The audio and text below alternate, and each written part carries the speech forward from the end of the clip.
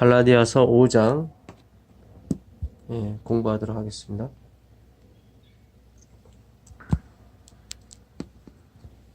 갈라디아서 5장입니다.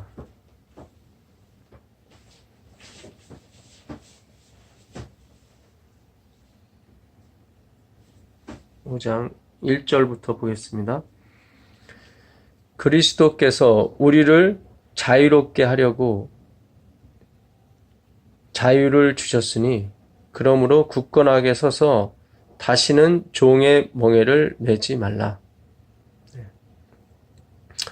그 4장에 보게 되면 4장 1절에 우리가 그리스도께서 오시기 전까지, 그리스도께서 우리의 주인이 되시기 전까지는 어쩔 수 없이 후견인의 밑에서 종 노릇한다고 그랬습니다. 그러니까 우리가 그 전에도 한번 말씀드린 것처럼 1888년 미네아폴리스에서 외쳐진 믿음으로 말미암는 의가 만약에 교단이 그걸 받아들이고 목사님들이 다 받아들였다면 예수님은 오셨을 거예요. 근데 다행히 그걸 받아들이지 않았기 때문에 우리까지 왔습니다, 사실은. 그러니까 우리가 지금까지 겪었던 율법주의라든가 행함에 의존한 신앙이 하나님 안에서 있었을 경우에 그것이 결코 나쁘지 않았다는 거죠. 그러니까 예수님에게 지금 우리가 예수님께 인계되는 순간입니다, 사실은. 지성소에 들어가신 예수님께 우리가 인계되는 순간인데 그 전까지는 후견인에 의해서, 거기서 말하는 후견인은 율법이죠. 십계명을 비롯한 631가지의 모세오경에 적힌 또는 예언의 신에 적힌 수만 가지의 그런 율법적인 그런 내용들이 있지 않습니까? 그런 것들이 후견인이 된 거죠. 후견인은 아주 엄격했습니다. 주인한테 명령 받은 거기 때문에 정도 없고 어떤 그런 것도 없었어요. 거기서 철저하게 종노릇했습니다. 그 다음에 주인 대신, 아버지 되시는 그 그리스도께 우리가 넘겨지게 되는 것입니다. 그렇게 되면 후견인으로부터 이제 벗어나는 거죠. 그래서 성경은 우리가 장성한 분량, 그러니까 예수 그리스도께와 합하여지기 전까지는 어쩔 수 없이 종노릇 해야 된다.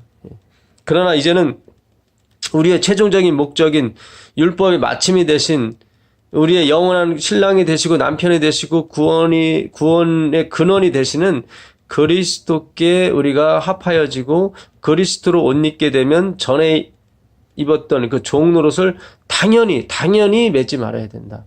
당연히 버려야 된다. 그런 차원입니다. 그래서 지금 우리가 지금 이 시대가 사실은 그 종노릇에서 아들 노릇으로 바뀌는 그런 과정입니다. 과도기입니다.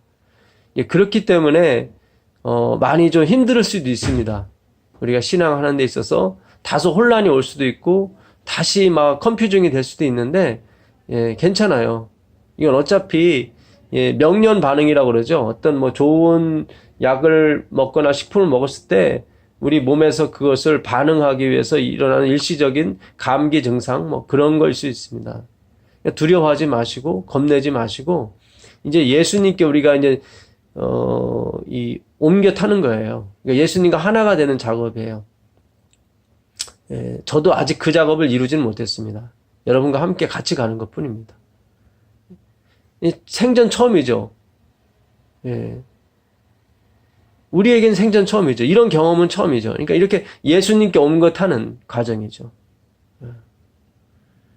이 과정이 마무리가 된다기보다도 어느 정도 이제 진입이 되면 이제 늦은 비 성령이 부어지게 될 것입니다. 성령의 열매를 맺게 되는 거죠. 22절에 나오는 사랑과 희락과 화평, 오래 참음, 자비, 양성, 온유, 충성, 절제. 그 9가지 열매가 맺혀지게 됩니다.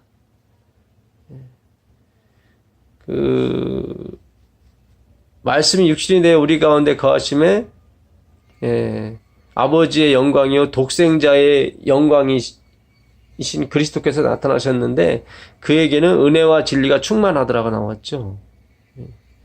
그 은혜, 카리스라고 하죠. 카리스. 거기도 10가지의 그런 열매가 있어요. 카리스에도. 이 성령의 열매와 비슷합니다. 사랑도 있고 러블리리스라고 되어 있어요. 러블리리스.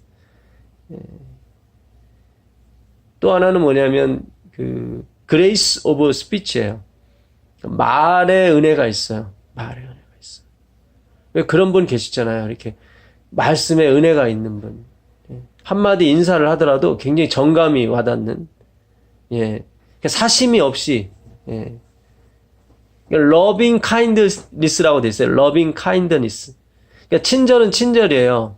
근데 우리가 뭐 AS 센터나 백화점에서 받는 그런 친절이 아니라 왜 loving kindness 있죠. 사랑스러운 친절이 있죠. 그게 바로 그 성령의 열매고 은혜의 열매예요. 은혜를 받게 되면 그 열매가 맺혀지게 됩니다. 그러니까 우리가 성경 연구를 통해서 계속 하나님의 은혜를 받게 되면 그 loving kindness가 나와요. 아무 의심이 없고 의욕이 없고 의심할 수 없는 그 사랑이죠. 친절. 또 하나는 뭐냐면 굿윌이에요. 굿윌. 선한 의지가 나와요. 선한 의지. 진짜 아들답죠. 이제는 하늘의 아들다운 모습들이 나오는 거죠. 뭐 어거지로 짜고 막 내가 어거지로 이렇게 일부러 하는 겸손이 아니라 이렇게 몸에 밴다고 그러죠. 몸에 배서 나오는 거예요. 지금 우리가 나오는 것은 몸에 밴 거보다는 어떤 우리가 만들어내는 것이 많죠. 사실은 우리가 이 향수 가게에 가서 향수를 사지 않을지라도 그 가게에서 이렇게 잠깐 머물다 나오면 약간의 냄새가 이렇게 나는 것 같은 그런 모양이죠, 지금은. 그러나 우리가 예수님으로 옷 입게 되면 이제 예수님이 품었던 그 loving kindness, goodwill, 선한 의지, 그런 것이 나오게 되어 있습니다. 또 하나는 뭐냐면 sweetness예요. 달콤해요. 이 하나님의 은혜는 되게 달콤해요. delight 하고요. 굉장히 밝아요. 어딜 가나 그 사람은 밝습니다. 슬픔이 있는 곳에 기쁨을 주고 화평을 줄 수 있는 사람이 되죠. 또 하나는 joy, 기쁨입니다. pleasure 이런 뜻도 있습니다. pleasure, joy. 또 하나는 뭐냐면 charm이에요. charming. 이 매력적인 사람이 됩니다. 아주 매력. 또 하나는 뭐냐면 flavor예요. flavor. 굉장히 호의적인 사람이 되죠. 호의적인 사람. 이 세상에서 호의적인 사람은 이 사기꾼이나 뭐 어떤 자기 이득을 위해서 일하는 정치가라든가 뭐 그런 사람들이 이제는 겉으로 호의적이죠. 왜냐하면 프로핏 이득을 위해서 그러지만 이 크리스찬들은 그렇지 않아요. 하나님의 은혜를 충만히 받았기 때문에 타인에게 굉장히 호의적이죠. 배려가 많고. 그게 바로 종의 멍에를 매는 게 아닙니다. 종의 멍에는 뭐냐면 억지로 짜내는 거죠. 억지로 짜내는 것이고. 그 단계도 필요하다는 거예요, 바울은. 그 단계도 후견이 밑에서는 어쩔 수 없이 가야 된다. 왜냐면 우리가 죄성을 갖고 태어났기 때문입니다. 어려서는 잘 모르잖아요. 죄만 알죠. 그러나 우리가 그리스도께 인계된 다음에 그리스도로 옷 입게 된 다음에 내가 죽고 그리스도께서 사신 다음에는 우리가 이제 아들의 명분을 얻게 되는 것입니다. 그게 4장의 주제였어요. 그래서 그 종의 자식을 내버려라. 완전히 씻어버려야 된다. 그걸 완전히 버리지 않는 상태에서 아들이 될 수가 없다. 그러니까 우리가 이 종의 멍에를 매서 쌓은 그런 덕들이 있습니다. 흔히 말해서 우리 자신의 의죠. 공적이죠. 우리가 쌓아낸 공적. 내 힘으로 세운 교회,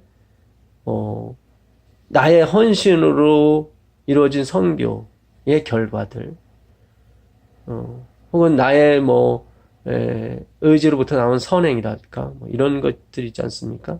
많은 사람으로 하여금 나를 칭찬케 하고 존경케 만들었던 그 원인들을 하나하나 뭐 하는 거예요? 다 제거하는 거죠. 그 작업이 지금 우리가 먼저 선행이 돼야 되는 것입니다. 그렇죠? 그래서 처음에 하나님께서 흙으로 사람을 지으시고 그 코에 생기를 불어넣다, 이 나파흐라는 이 단어 자체가 그런 것들을 밀어내는 작업을 말합니다. 성령께서 하시는 작업이죠. 이게 하이 네샤마, 하나님께서 성령의 숨을 불어넣으셨다 할 때 하이 네샤마예요. 하이는 살아있는 리빙이고요. 네샤마는 이제 성령, 스피릿, 그런 뜻입니다. 그래서 내가 말세 내 영을 부어주리니 할 때 그게 그 단어예요. 그래서 내가 그런 것이 쌓여 있다고, 내가 만든 이 의를 무화과나무 잎으로 만든 이 옷을 어떻게든지 벗어 제끼고 하나님이 새롭게 입혀주셔야 되는 거죠. 아멘. 그래서 새롭게 입히기 전까지는 내가 그걸 알고 있어야 되는 거죠. 아, 내가 무화과나무 잎으로 만든 내 교육과 내가 대학을 나오고 대학원을 나오고 박사를 교육을 받았기 때문에 그런 잘 포장된 옷을 입고 있을 뿐이에요. 그걸 그렇게 느끼면서 박사학위를 받고 교수가 되신 분들은 우리에게 큰 힘이 되죠. 왜냐면 자기 자신의 부족함을 늘 드러내면서 나도 여러분과 같이 잘 포장된 무화과나무 잎을 가리고 있을 뿐입니다. 이렇게 강의하시는 분에게는 우리가 많은 걸 배울 수가 있죠, 사실은. 그러나 그 박사학위, 그 교수의 그 직분이 내가 당신들보다 많이 배웠습니다. 난 당신들보다 많이 안다고. 나를 쫓아와라. 뭐 이런 식이 돼버리면 이거는 지금 어둠의 터널을 계속 달리고 있는 것 뿐입니다. 사망의 음침한 골짜기를 달리고 있는 것 뿐이죠. 그래서 벼는 익을수록 고개가 숙여진다고 그러죠. 사람이 많이 알면 알수록 겸손해지기 마련입니다. 왜냐하면 자기가 그 모든 것에 이룰 수 없다는 것을 알기 때문이죠. 그러니까 스스로 그걸 자랑하는 사람은 착각하고 있는 거죠. 아니면 형식주의에 빠진 겁니다. 남과 비교했을 때, 하나님과 비교된 것이 아니라 남과 비교했을 때 나는 괜찮은 사람이야. 자가당착이죠. 자아만족이고. 그냥 자의유의적인 신앙을 할 수가 있어요, 우리가. 내가 만족하면 되는 거예요, 그냥 모든 것이 다. 그런 것이 아니죠.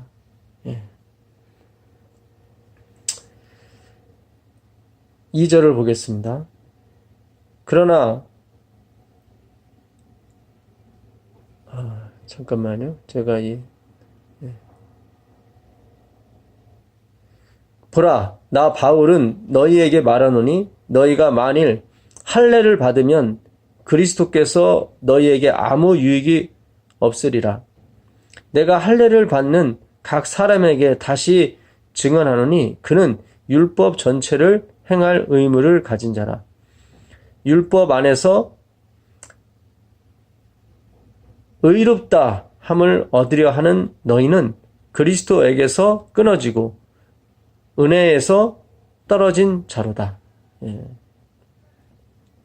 아주 강력한 말씀이죠. 강력한 말씀. 내가 할례를 받는 각 사람에게 다시 증언하노니 그는 율법 전체를 행할 의무를 가진 자다. 그러니까 율법을 통해서, 율법을 지키는 걸 통해서 의롭다 함을, 저스티피케이션을 받고 싶은 사람은 할례만 받으면 되는 것이 아니라 나머지 율법 630개도 다 지켜야 된다. 그 얘기입니다. 무시무시하죠. 그 당시 갈라디아에 들어온 이론은 할례만 받으면 다 된다고 생각했거든요. 그게 아니에요, 바울은.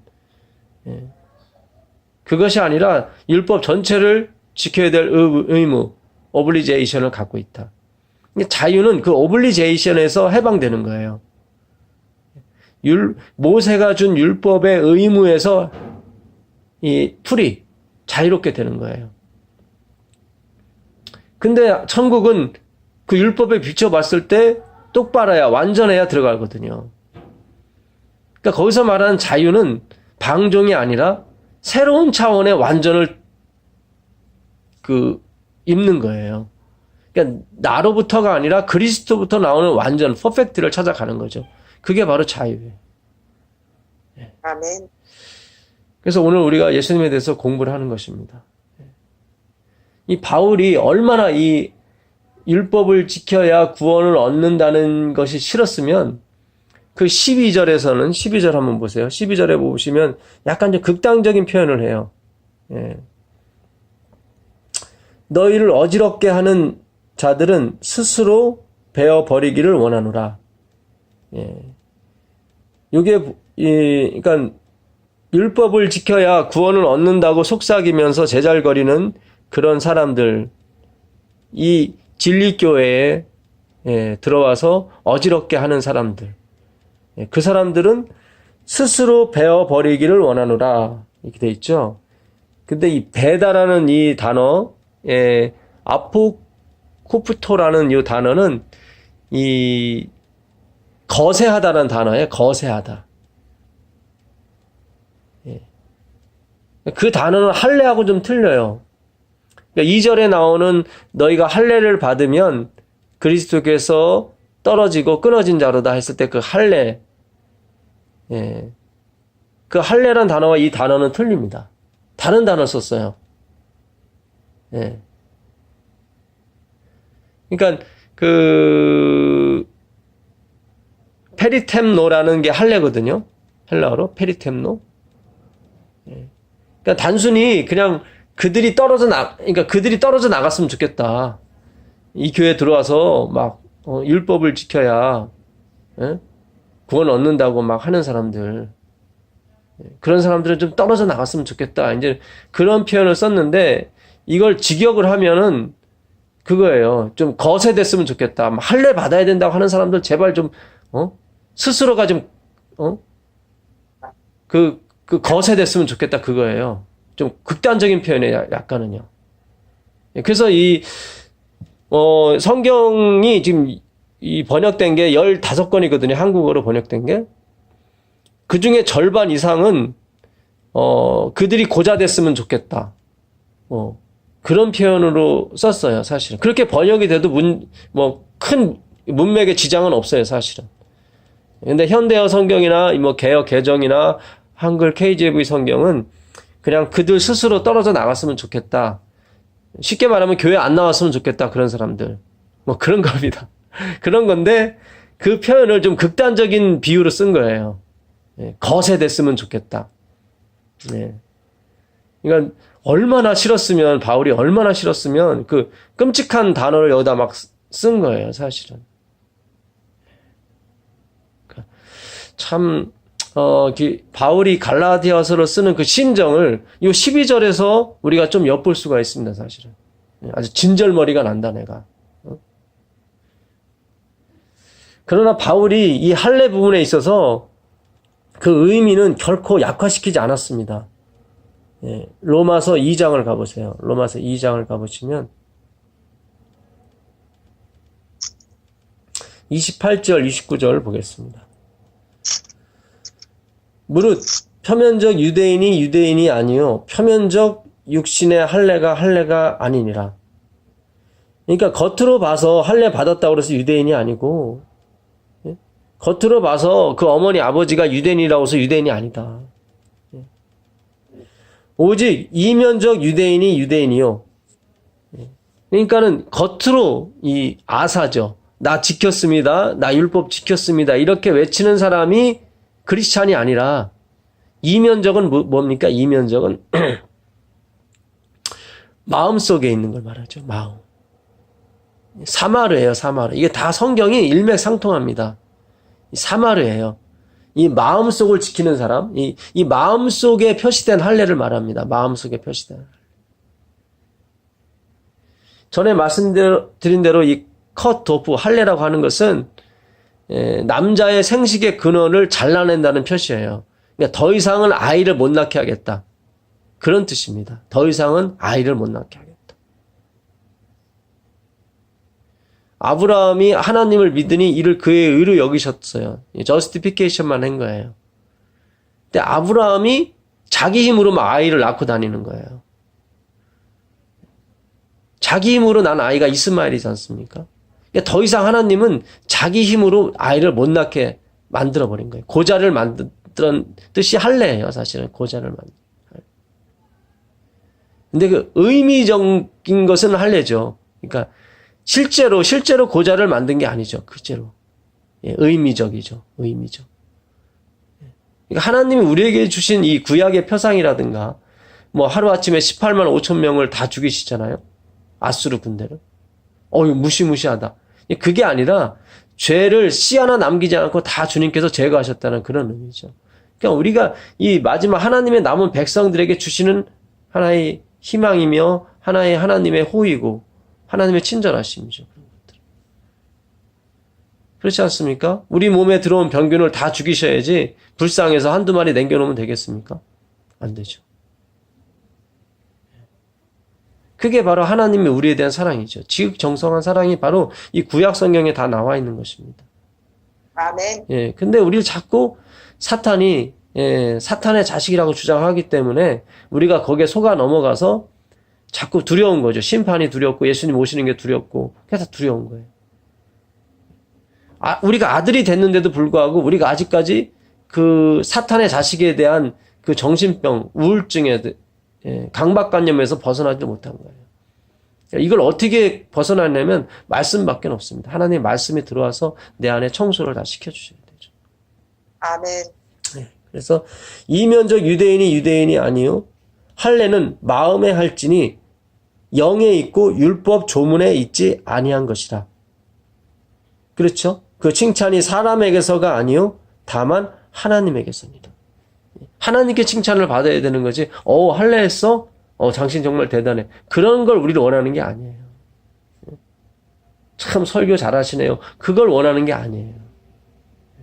우리가 원하는 건 정말 마음에, 이면에, 영으로 할례를 받는 거죠. 내가 쌓아 올린 모든 것을 다 티끌 가운데 버려버리고 그리스도께서 쌓아 올리고 이루신 그 성취 대신 그것을 잡으려고 푯대를 향해서 달려가는 거죠. 그게 바로 크리스찬이고 재림교회입니다. 내가 온전히 이뤘다는 것도 아니고요. 내가 완전하다는 것도 아닙니다. 우리는 언제나 ing예요. 언제나. 주님을 향해서 달려갈 뿐이죠. 왜요? 그분은 큰 빛이시니까. 그분은 생명이고 길이고 진리며 우리의 영혼을 낳는 아버지시거든요. 예. 진정한 효도는 뭡니까? 그리스도께 가는 것입니다. 그래서 이 바울은 이 표면적 할례, 그거에 의미를 둔다면 그건 받지 말라는 거예요. 그건 받지 말아라. 그건 안 받아도 중요한 건 뭐다? 마음의 할례를 받아야 된다. 마음의 할례. 이 일은 사람의 일이 아니라 하나님의 일이다. 이 일은. 우리가 어떻게 하나님 일을 하겠습니까? 라고 제자들이 물어봤을 때 예수님께서 그러셨죠. 아버지께서 보내신 자를 믿는 것이 하나님의 일이다. 아멘. 하나님의 일이 뭐냐면 아버지께서 보내신 자를 믿는 거죠. 그것도 주어가 이 헬라어에는 이 순서가 없어요. 막 뒤죽박죽 섞어놔도 헬라어는 다 풀이가 가능해요. 왜냐면 그 앞에 뭐 주격조사, 목적격조사 이런 게 다 붙거든요. 그래서 이 아버지께서 보내신 자를 믿는 것이라고 해석이 돼도 되고 아버지께서 보내신 자를 믿는 것은 하나님의 일이다. 이렇게 해석이 돼도 돼요. 사실은. 그러니까 우리가 예수님을 믿는 것조차도 하나님의 일이에요. 하나님께서 하실 일이지 우리가 하는 게 아니에요. 그러니까 우리는 자꾸 그게 복이 있다고 하니까 우리의 개인적인 욕심에 의해서 자꾸 막 어거지로 믿으려고 하는 거죠. 어거지로 막 밥을 꾸역꾸역 넣는 것처럼. 그게 하루 이틀은 도움이 될지 모르겠지만 계속 그렇게 하는 신앙은 오래가지 못하고 결국 형식주의와 나 자아 만족으로 끝나게 되는 것입니다. 하나님의 능력이 개입이 안 되죠. 불행하게도 아직까지 저도 그런 게 남아 있습니다. 그러니까 소망 가운데 우리가 소망 가운데 삽니다. 사실은 소망 가운데.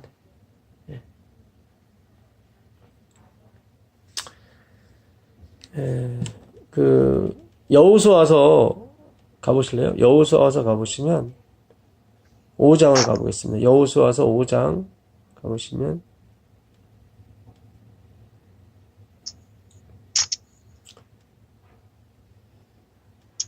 요단 서쪽에 아모리 사람의 모든 왕들과 해변의 가나안 사람의 모든 왕들이 여호와께서 요단 물을 이스라엘 자손들 앞에서 말리시고 우리를 건너게 하셨음을 듣고 마음이 녹았고 이스라엘 자손들 때문에 정신을 잃었더라. 그때 여호와께서 여호수아에게 이르시되 너는 부싯돌로 칼을 만들어 이스라엘 자손에게 다시 할례를 행하라 하심에 여호수아가 부싯돌로 칼을 만들어 할례 산에서 이스라엘 자손들에게 할례를 행하니라. 이게 지금 요단강을 건넌 다음에 길갈에 베이스 캠프를 차려놓고 여리고성을 무너뜨리기 직전에 하나님께서 명령하신 일입니다. 하나님께서 허락하신 그 땅을 정복하기 앞서 하나님께서 이스라엘의 백성의 모든 남자에게 행한 것이 뭡니까? 할례였습니다. 이 할례를 받게 되면 육적으로는 전투력이 증가되는 것이 아니라 상실됩니다. 상실되죠. 그러니까 그들이 할 수 있는 모든 것을 마지막에 하나님이 다 싹을 잘라버리신 거죠. 잘 걷지 못하게 하셨어요. 잘 걷지 못하게. 그들이 매일 하루에 한 번 여리고성을 돌아야 되고 마지막에는 7번을 돌아야 되거든요. 근데 잘 걷지 못하게 하셨어요. 그 여리고성이 무너진 다음엔 탈취문을 나눠야 되는데 잘 걷지 못하게 하셨어요. 여리고성이 무너지고 탈취문을 나누는 것이 우리의 일이 아니라 누구의 일이라는 거죠? 하나님의 일이라는 거죠. 그게 우리가 져야 되는 십자가입니다. 이 일은 우리의 일이 아니라 하나님의 일이다. 그 생각을 가지고 가기가 쉽지가 않습니다, 사실은. 그리고 그 생각을 가지고 가게 되면 사탄이 얼마나 방해를 많이 하고 무시하고 하는지 몰라요. 왜요? 자기가 지금까지 쌓아올린 명성과 그걸 다 무너뜨리려고 하기 때문에 싫어하는 거죠, 사람들이.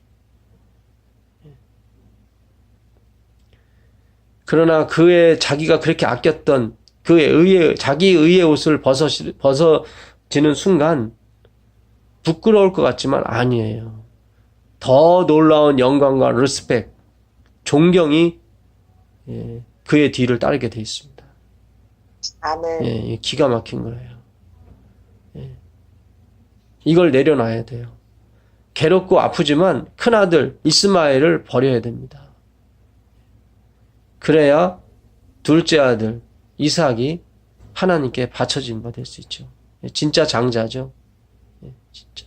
가짜 장자는 버려야 되고 진짜 장자를 맞아야 되는 것입니다. 그 작업이 오늘 우리에게 주어졌습니다. 자, 이사야서 8장 가보겠습니다. 이사야서 8장을 가보시면 8장 14절 한번 읽어보실래요? 이사야서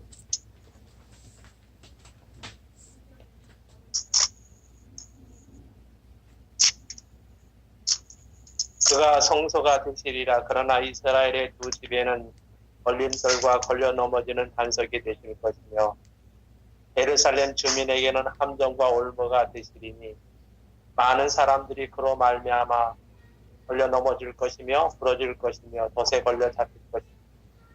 네. 자, 이게 우리가 이제 공부했던 그런 구절인데요. 자, 하나님이 뭐가 되십니까? 성소가 되십니다. 그 개역 한글에는 거룩한 피할 곳이 될 것이다 이렇게 나와 있어요. 거룩한 피할 곳이 될 것이다. 그러나 이스라엘의 두 집에는 걸림돌과 걸려 넘어지는 반석이 되십니다. 그러니까 우리가요, 이 이스라엘 백성에게는 율법과 증거의 말씀이 주어졌습니다. 또 성소가 있고요. 그들은 이것이 자랑이었어요. 우리에게는 하나님의 말씀이 있고 진리가 있다. 율법이 있다. 토라가 있다. 그런데 이상하게 걸려 넘어진대요. 그러니까 우리가 갖고 있었던 것이 또 뭐죠? 역시 진리죠. 우리도 마찬가지죠. 우리도 진리가 있습니다.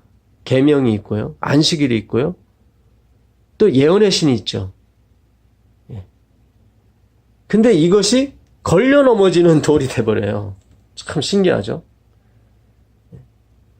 그러니까 같은 성경, 같은 예언의 신을 읽어도 딴 생각을 하고 동상이몽이라고 그러죠. 예.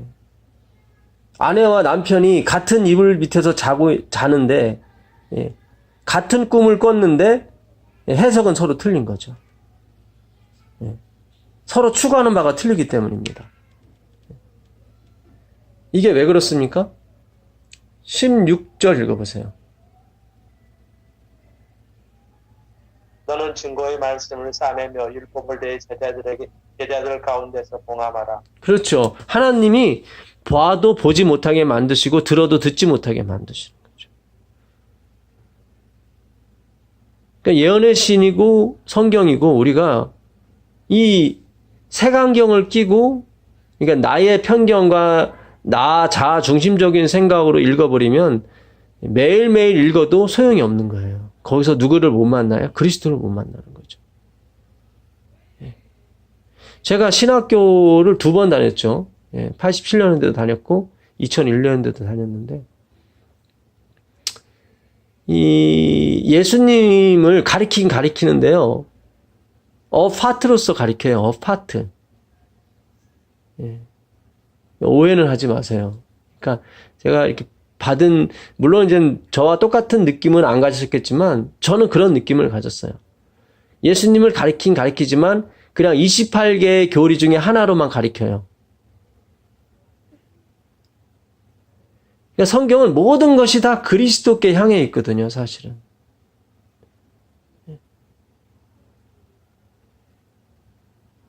오늘 우리가 안고 있는 사실은 이 아킬레스건의 문제입니다. 예. 우리는 뭐 수십 가지 진리가 있다고 얘기를 하죠. 자랑을 하죠. 커리큘럼이 많다고 하지만 그러나 가장 중요한 커리큘럼인 그리스도를 잃어버렸어요, 사실은. 그리스도가 빠진 율법은 우리에게 냉랭함과 얼음장 같은 그런 기운만 줄 뿐입니다. 절대로 우리를 녹이지 못하고 절대로 우리를 변화시키지 못합니다. 반대로 율법이 없는 그리스도는 맹목적을 만들어버립니다. 이 하나님의 계명이 없는 그리스도는요, 그냥 맹목적이에요. 기복적인 신앙으로 맹목적으로 가게 되어 있습니다. 왜 우리가 믿음으로 말미암은 의에 이 제대로 된 기별을 반드시 가져야만 되는 이유가 거기 있는 것입니다. 우리가 지금까지는 그리스도가 물론 있었는데 이분이 100%를 차지하지 못했다 이 말이죠. 그러면은 그거는 없는 거나 다름없어요. 차라리 없는 게 더 나아요. 화이프니 그랬어요. 차라리 믿지 않는 사람이 더 낫다. 자기 의의 옷을 계속 주장하고 고집피고 그러고 있게 되면 차라리 회개하지 않은 믿지 않는 사람이 그에게 더 낫다. 오늘 우리가 이 세상으로부터 인정받을 필요는 없습니다. 그러나 세상이 지금 우리 교회를 걱정하죠. 우리가 옛날에는 우리가 세상을 걱정했는데 요즘은 세상이 우리를 걱정해요. 안타까운 시간이 지나가고 있지만 그러나 희망은 있습니다. 이제 하나님께서 밝은 빛을 비춰주시니까 드디어 그리스도로 옮겨 타기 시작한 거죠. 이것이 우리의 희망입니다. 아멘. 하나님께서 주시는 엄청난 희망의 메시지죠. 그래서 그 20절 한번 더 읽어보세요. 20절 읽어보시면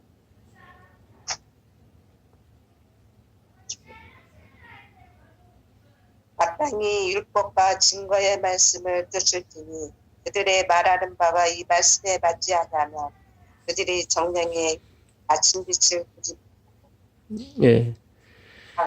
예, 로마서 4장 15절에 보게 되면 율법은 진노를 이룬다고 그랬어요. 율법은 진노. 그러니까 하나님의 노가 쉬지 않았다.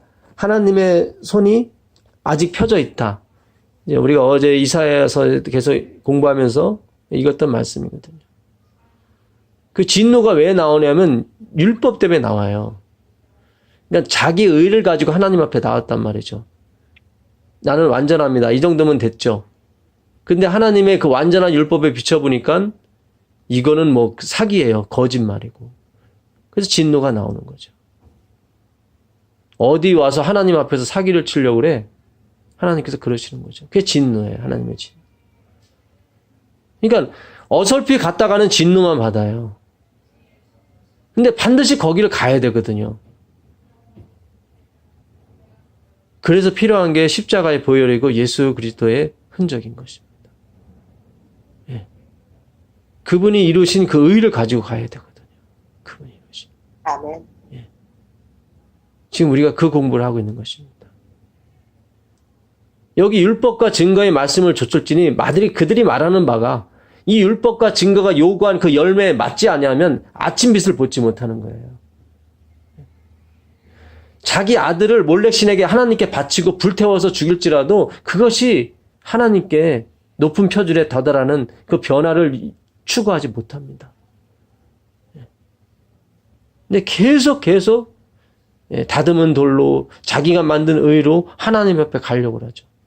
평생 다람쥐 쳇바퀴 도는 것처럼 돌다가 결국 운명하고 마는 것입니다. 이 아까운 사람들이 다 이렇게 죽어가는 거죠. 그리스도의 의가 옆에 있는데도 불구하고 그걸 공부 안 한 거예요, 사실은. 자, 갈라디아서 이제 좀 마무리를 하겠습니다. 갈라디아서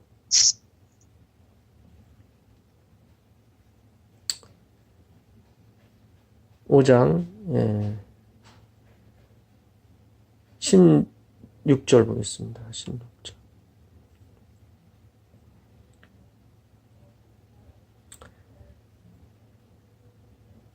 내가 이르노니 너희는 성령을 따라 행하라. 그리하면 육체의 욕심을 이루지 아니하리라. 육체의 소욕은 성령을 거스리고 성령은 육체를 거스리나니 이 둘이 서로 대적하므로 너희가 원하는 것을 하지 못하게 하려 함이니라. 그러니까 육체의 소욕이 있고 성령의 소욕이 있죠.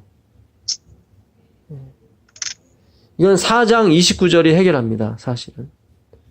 4장 29절이 육체의 소욕과 성령의 소욕을 해결하죠.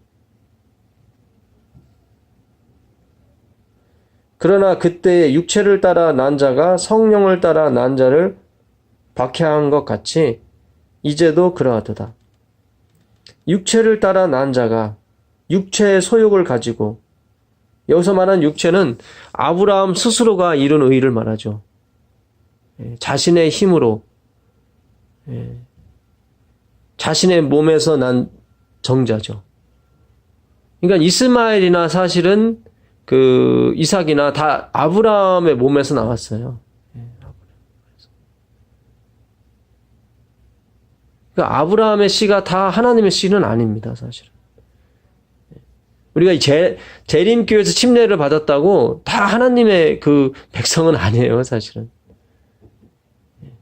물론 제가 누구를 판단하는 건 아닙니다.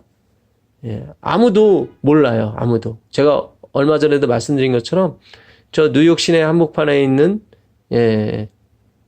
노숙자가 구원받을 수도 있고 제가 못 받을 수도 있는 것입니다. 그 구원은 하나님의 주권에 관련된 문제지 내가 판단하고 안 하고 그런 문제가 아닙니다, 사실은. 그래서 우리가 지금 뭐 저 사람은 아니야, 저 사람은 기야 이렇게 뭐 하는 거는 그는 자신을 하나님 위치에 놓는 거죠. 잘못된 거죠. 그러나 우리가 무엇이 구원의 기초이며 근거인지는 우리가 말할 수는 있는 거죠. 육체를 따라 난 자가 성령을 따라 난 자, 약속으로 말미암아 난 자를 박해하죠. 이게 그 23절에 있죠. 23절에 육체를 따라 난 자가 있고 약속으로 말미암아 난 자가 있다고 그랬죠. 그러니까 그 약속으로 말미암아 난 자가 성령을 따라 난 자예요. 성령을 따라 난 자예요. 그러니까 육체의 소욕은 뭡니까? 내가 내 힘으로 할 수 있다는 생각이죠. 내가 내 힘으로 할 수 있다는 생각. 내가 충분히 십계명을 지킬 수 있다는 생각. 우리가 이 믿음으로 말미암아 의를 공부한 다음에 결국 나중에 가서 또 율법으로 가요. 또. 그러니까 우리가 믿음으로 구원을 얻었으니 이제 율법을 지키자. 이렇게 또 나간단 말이죠. 그러니까 그거를 구분할 줄 아셔야 돼요. 예. 간혹 교과책에서 그렇게 마지막 마무리할 때가 있어요. 그거는 우리가 이렇게 잘 분별할 줄 아셔야 돼요. 우리는 끝까지 그리스도지 다시 율법으로 기항하는 게 아닙니다. 예. 그러니까 성령을 따라 행하라. 성령을 따라 난 사람, 이 사람은 약속으로 말미암아 난 사람이죠. 약속을 따라가는 사람이에요. 약속은 어떻습니까? 약속과 믿음은 어떻습니까? 눈에 안 보이는 거, 아직 이루어지지 않은 걸 약속이라고 그래요. 이루어진 거는 약속이라고 안 해요. 이미 이루어졌다고 그러죠. 그러니까 약속을 따라 산다는 것은 아직 이루어지지 않았다는 걸 전제로 하는 것입니다. 그러나 이루어진 것처럼 행동하는 거죠. 그 약속을 따라 행하는 사람이에요. 비록 나의 지금 현실은 그렇지 못할지라도 하나님이 확실하고 예수 그리스도께서 확실한 하나님의 아드님이시며 구원자시고 그분이 반드시 올 것이기 때문에 그분이 이미 약속을 이루어 주신 거나 다름이 없는 거죠. 아멘. 그 믿음으로 사는 거예요. 그 믿음으로. 제가 아직 32평짜리 새 아파트에 들어가진 않았지만 이미 분양권을 가지고 있단 말이죠.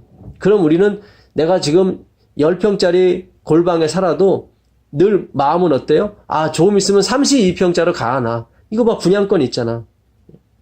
그 분양권이 뭐예요? 믿음이죠, 믿음. 우리가 이 100달러짜리 지폐가 있잖아요. 1달러짜리 지폐하고 재질은 똑같아요. 근데 하나는 1달러고 하나는 100달러예요. 그럼 왜 그러냐면 믿음이 틀리기 때문에, 신뢰가 틀리기 때문에 그래요. 1달러는 1달러의 신뢰밖에 없고 100달러는 100달러의 신뢰가 있기 때문에 100달러라고 하는 거죠.